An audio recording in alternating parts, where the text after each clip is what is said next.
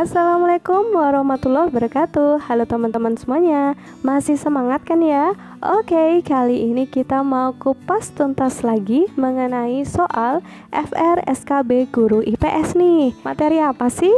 Jadi kita mau kupas tuntas mengenai perlawanan terhadap kolonialisme.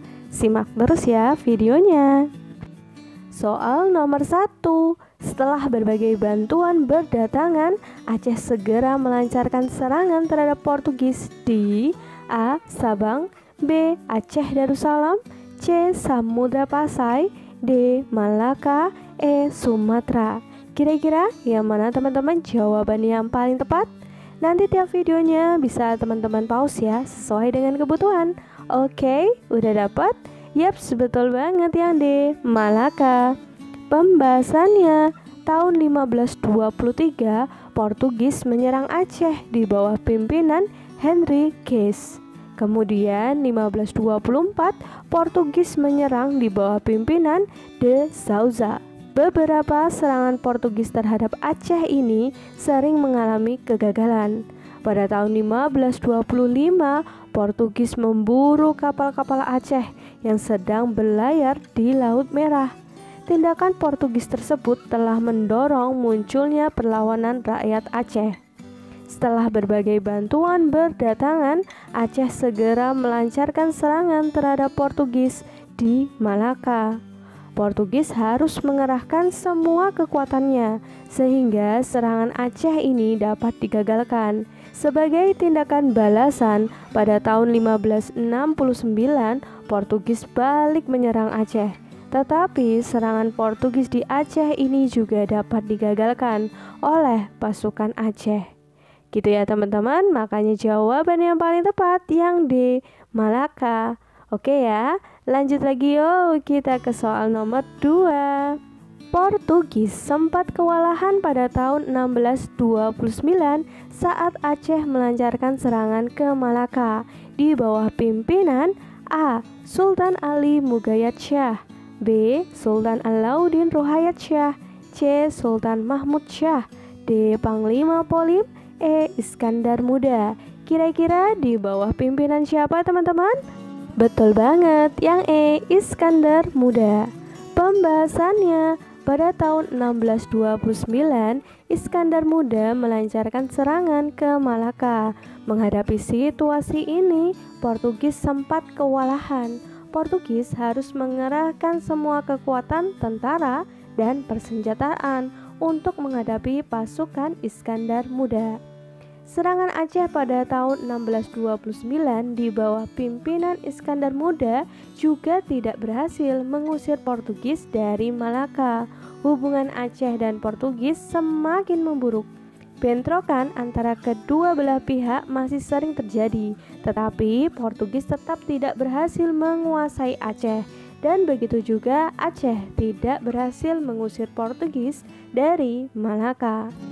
VOC mengusir Portugis dari Malaka pada tahun 1641 karena Portugis mulai serakah menguasai rempah-rempah yang ada di Malaka. Hal itu pun tak lama diketahui VOC, dan akhirnya Portugis pun berhasil diusir dari Malaka oleh VOC. Gitu ya teman-teman, makanya jawaban yang paling tepat yang E, Iskandar Muda. Sampai di sini bisa dipahami ya.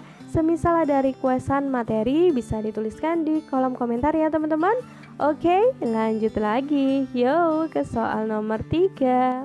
Pada tahun 1565 muncul perlawanan rakyat Ternate di bawah pimpinan A. Sultan Hairun, B. Sultan Ba'abullah, C. Kecili Said, D. Pangeran Nuku, E. Tuan Sultan Amir Muhammad Syafiuddin Shah. Kira-kira yang mana nih? Sekarang kita ke rakyat Ternate. Betul banget, yang A. Sultan Hairun. Pembahasannya, pada tahun 1565 rakyat Ternate bangkit kembali di bawah pimpinan Sultan Hairun. Raja Ternate yang sangat gigih melawan Portugis adalah Sultan Hairun yang bersifat sangat anti Portugis. Portugis berusaha menangkap Sultan Hairun, Namun rakyat bangkit untuk melawan Portugis dan berhasil membebaskan Sultan Hairun dan tawanan lainnya. Beliau dengan tegas menentang usaha Portugis untuk melakukan monopoli perdagangan di Ternate. Rakyat Ternate di bawah pimpinan Sultan Hairun melakukan perlawanan. Rakyat menyerang dan membakar benteng-benteng Portugis. Portugis kewalahan menghadapi perlawanan tersebut. Dengan kekuatan yang lemah, tentu saja Portugis tidak mampu menghadapi perlawanan. Oleh karena itu, pada tahun 1570 dengan licik, Portugis menawarkan tipu perdamaian. Sehari setelah sumpah ditandatangani, The Mosquito mengundang Sultan Hairun untuk menghadiri pesta perdamaian di benteng. Tanpa curiga, Sultan Hairun hadir dan kemudian dibunuh oleh kaki tangan Portugis. Peristiwa ini menimbulkan kemarahan besar bagi rakyat Maluku dan terutama Sultan Ba'abullah, anak Sultan Hairun. Gitu ya teman-teman. Oke, kita lanjut lagi. Soal nomor 4. Rakyat Maluku tidak ingin terus menderita di bawah keserakahan dan kekejaman Belanda. Oleh karena itu, perlu mengadakan perlawanan untuk menentang kebijakan Belanda di bawah pimpinan option A. Thomas Patiwail, B. Christina Martha Tiahahu, C. Lukas Latumahina, D. Kapitan Paulus Tiahahu, E. Patimura. Kira-kira yang mana teman-teman? Support terus channel Otak Kencer ini. Please like, subscribe, and comment. Bagikan juga ke sosial media teman-teman ya, agar semakin banyak yang bisa merasakan manfaatnya. Oke, udah dapat?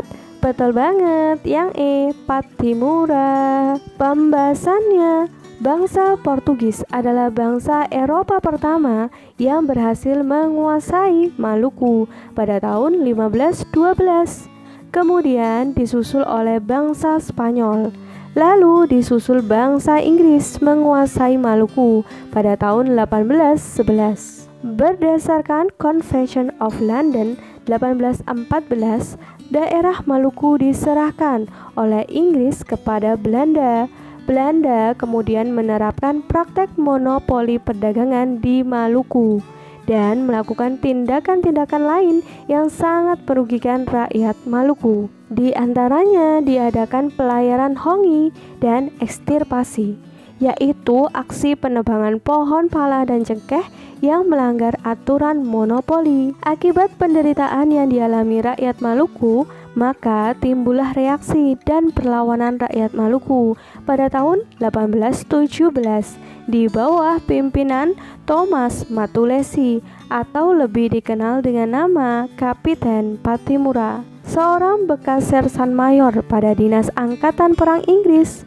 Patimura dibantu oleh beberapa pejuang lainnya, antara lain Anthony Ribuk, Thomas Patiwail, dan seorang pejuang putri, Christina Martha Tiahahu. Makanya jelas ya teman-teman, jawabannya berarti yang E, Patimura. Oke, kita lanjut lagi ke soal berikutnya. Soal nomor 5. Setelah 6 bulan memimpin perlawanan, akhirnya Patimura tertangkap. Tepat pada tanggal 16 Desember 1817, Patimura dihukum gantung di alun-alun kota Ambon. Tokoh yang melanjutkan perjuangannya adalah A. Thomas Patiwail, B. Christina Martha Tiahahu, C. Lukas Latumahina, D. Kapiten Paulus Tiahahu, E. Patimura.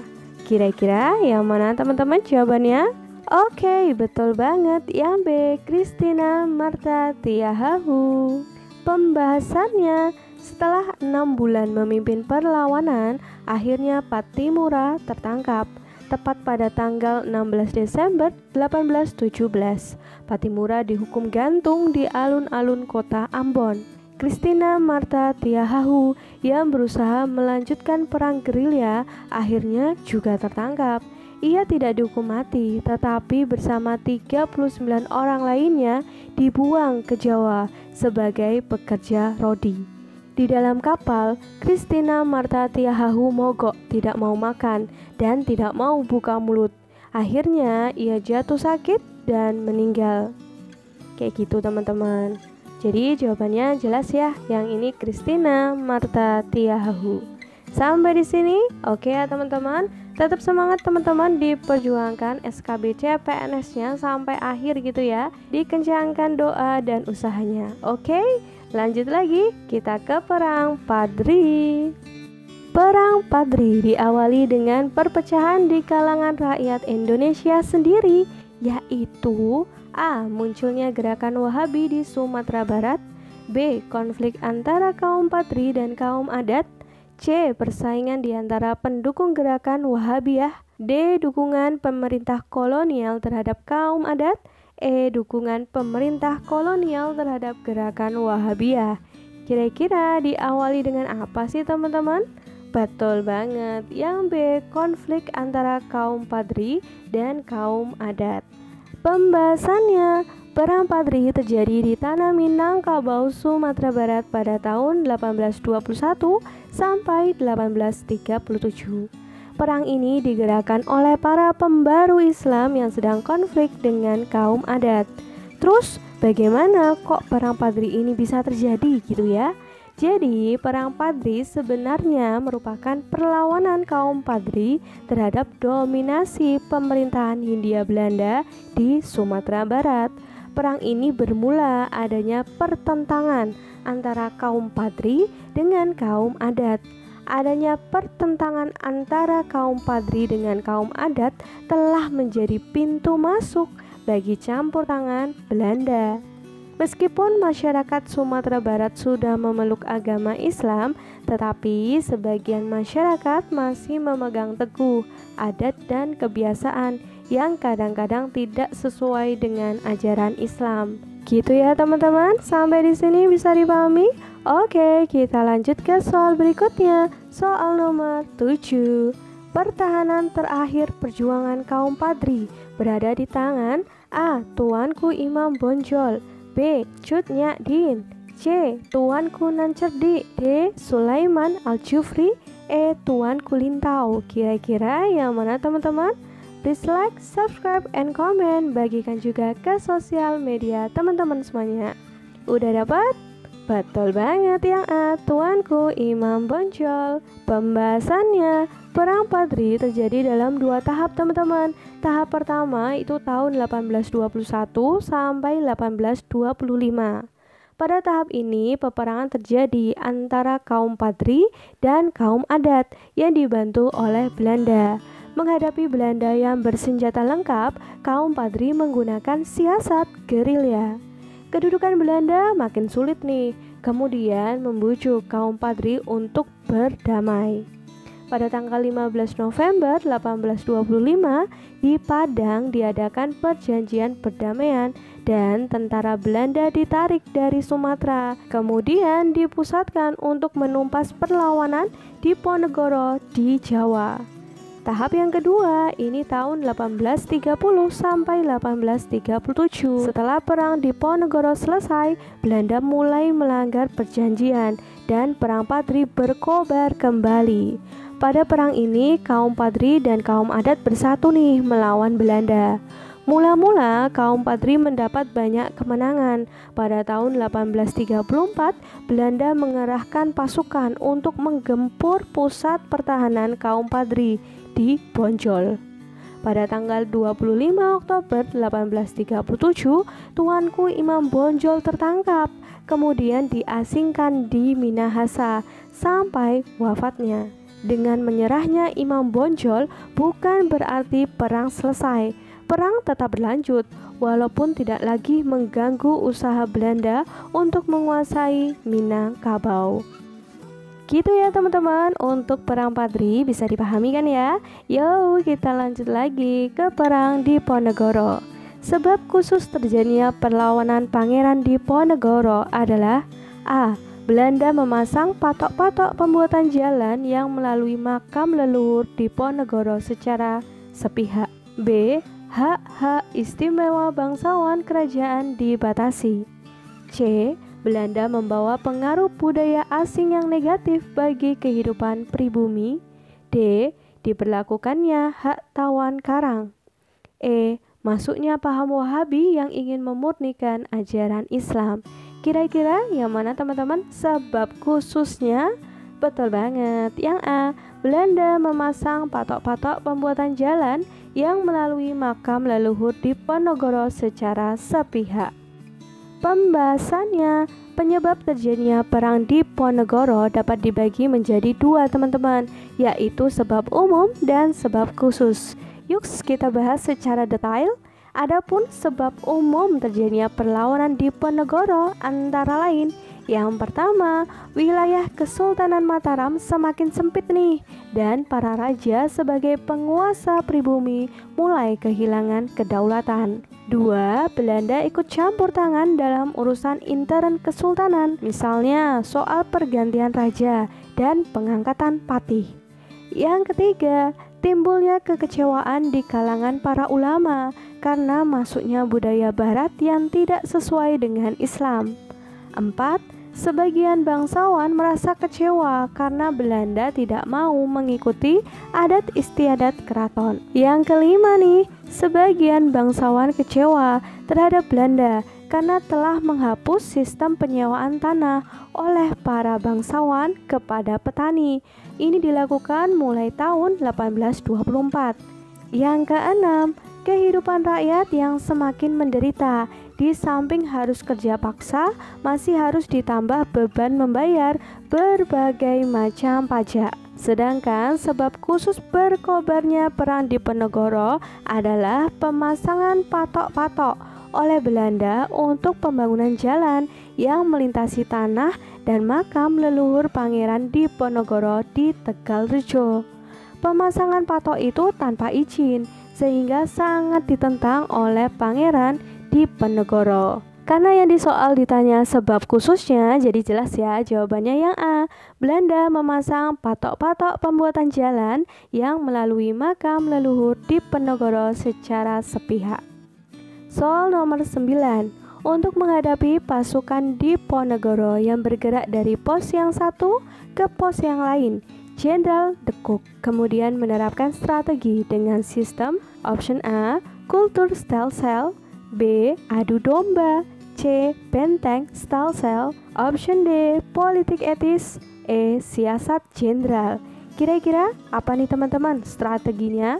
Betul banget, yang C. Benteng stelsel. Pembahasannya, perlawanan pasukan Pangeran Diponegoro senantiasa bergerak dari pos pertahanan yang satu ke pos yang lainnya. Pengaruh perlawanan Diponegoro ini semakin meluas. Perkembangan perang Diponegoro ini sempat membuat Belanda kebingungan untuk menghadapi pasukan Diponegoro yang bergerak dari pos yang satu ke pos yang lainnya. Akhirnya, Jenderal de Cock kemudian menerapkan strategi dengan sistem benteng stelsel atau stelsel benteng.